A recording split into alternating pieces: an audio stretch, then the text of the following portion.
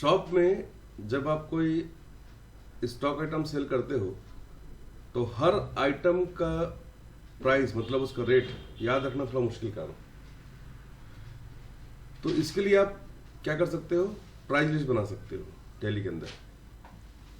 अगर आप price list बनाते हो तो ये होगा कि आपको रेट याद रखने की जरूरत नहीं है। जैसे ही आप उसकी एंट्री करोगे उस आइटम की बिल के अंदर तो उसका जो प्राइस है वो अपने आप आ जाएगा। प्राइस लिस्ट के अलावा एक ऑप्शन और है जिसको हम बोलते हैं स्टैंडर्ड रेट। स्टैंडर्ड रेट में क्या होता है कि आप जब माल का नामकरण करते हो, स्टॉक आइटम का नामकरण करते हो, तभी उसका आप रेट लिख देते हो और उसी के हिसाब से फिर वही उसका स्टैंडर्ड रेट हो जाता है। इस स्टैंडर्ड रेट को आप अपने अकॉर्डिंग डेट के अनुसार कभी भी चेंज कर सकते हो। तो आज मैं आपको बता रहा हूँ प्राइस लिस्ट, और इसके बाद वाले वीडियो में बताऊंगा कि स्टैंडर्ड रेट का यूज़ हम कैसे कर सकते हैं। प्राइस लिस्ट बनाने के लिए सबसे पहले आप क्या करना है कि आपको बनाना है स्टॉक आइटम। तो यहाँ पर मैं स्टॉक आइटम बना रहा हूँ। जैसे कि स्टॉक आइटम है, क्योंकि प्लास्टिक का मेरा दुकान है तो मेरा पहला जो आइटम है प्लास्टिक का वो है टेबल। ये प्लास्टिक टेबल है और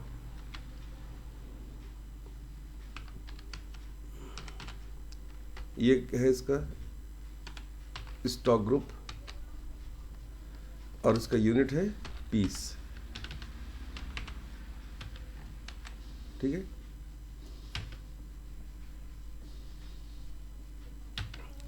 और यहां पर मैं इसका HSN का नंबर भी डाल देता हूं, HSN नंबर, और इसमें GST के लिए GST रेट भी मैं यहां पर मैं स्पेसिफाई कर देता हूं। ठीक है, एक आइटम और लेते हैं यहां पर,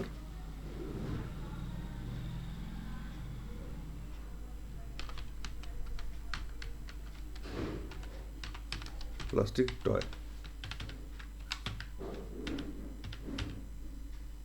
इसका HSN कोड और यहां पर उसका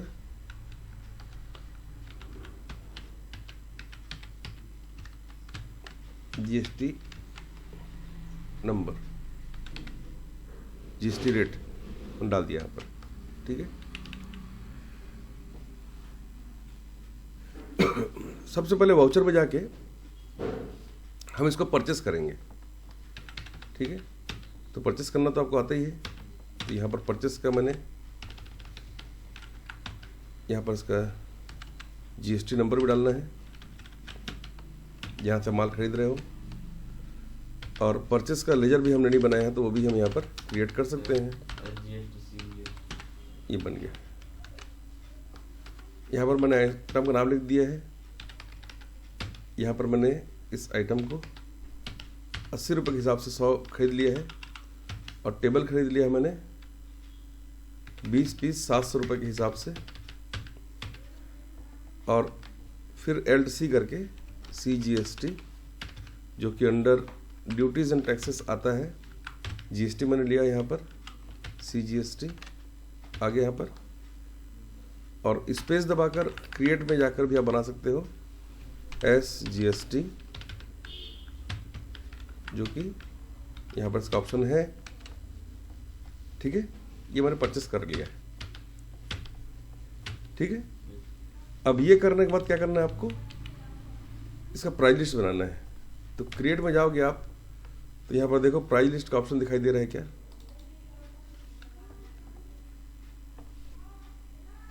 तो यहाँ पर तो दिखाई नहीं दे रहा है, तो हम F12 में भी नहीं पा रहे हैं इसको, F11 को प्रेस करते हैं कीबोर्ड से। तो यहाँ पर देखते हैं, यहाँ पर मल्टीपल प्राइस लेवल्स लिखा हुआ है, इसको मैं यस कर देता हूँ और कंट्रोल से सुरक्षित कर लेता हूँ। अब क्रिएट में जाएंगे तो यहाँ पर प्राइस लेवल दिखाई दे रहा है। यहाँ पर प्राइस लेवल में जाके इसका नाम लिख देते हैं प्राइस लिस्ट। ये लो, आप एक से ज़्यादा बना सकते थे। अब यहाँ पर स्टॉक कैटेगरी में जाते हैं, नहीं है यहाँ पर। स्टॉक ग्रुप में जाते हैं, यहाँ पर दिखाई दे रहा है, यहाँ से मैं ले लेता हूँ। ठीक है, अब यहाँ पर प्लास्टिक टॉय को मैं सेलेक्ट किया हूँ तो यहाँ पर देखते हैं कि इसका प्राइस जो कॉस्ट प्राइस है वो 80 रुपये है, इतने में हमने इसे खरीदा था।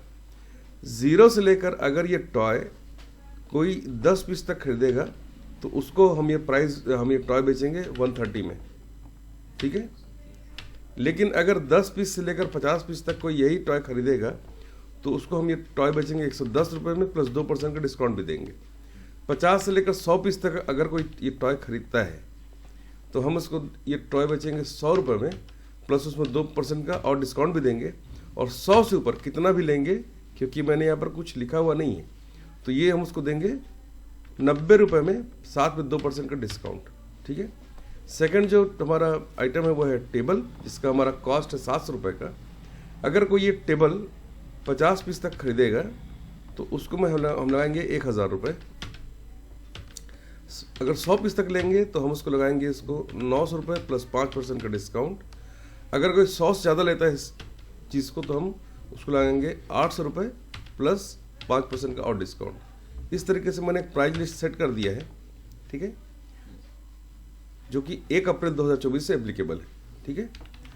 अब करना क्या है, आपको सीधा जाना है वाउचर में। जब इस आइटम को आप सेल करने जाएंगे तो आपको सेल वाले वाउचर में जाना है और यहाँ से आपको सेलेक्ट कर लेना है कैश या पार्टी का नाम। अब क्योंकि ये तो जीएसटी वाला बिल है तो इसमें जीएसटी नंबर तो होना ही चाहिए। अच्छा, ये तो सेल का बिल है ना, ठीक है।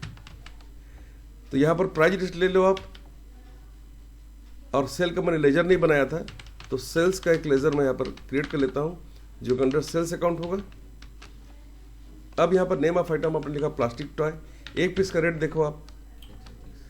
अच्छा, यहाँ पर डिस्काउंट वाला कॉलम भी नहीं दिखाई दे रहा है, तो F11 करके डिस्काउंट कॉलम इन इनवाइसेस वाला ऑप्शन को भी यस करके आप कंट्रोल A को प्रेस करना कीबोर्ड से, तो यह दिखाई देगा। 1 पीस का रेट देखो आप, 10 पीस का रेट देखो। अच्छा, अब 50 पीस लेना है तो ये आ गया, 100 पीस का ये आ गया, इस तरीके से, ठीक है। डिस्काउंट इसलिए नहीं दिखा रहा क्योंकि प्राइस लिस्ट यहाँ पे सेलेक्ट नहीं है। जब यहाँ से प्राइस लिस्ट आप सेलेक्ट करोगे तो डिस्काउंट यहाँ पर दिखाई देगा, आपको पक्का दिखाई देगा, ठीक है।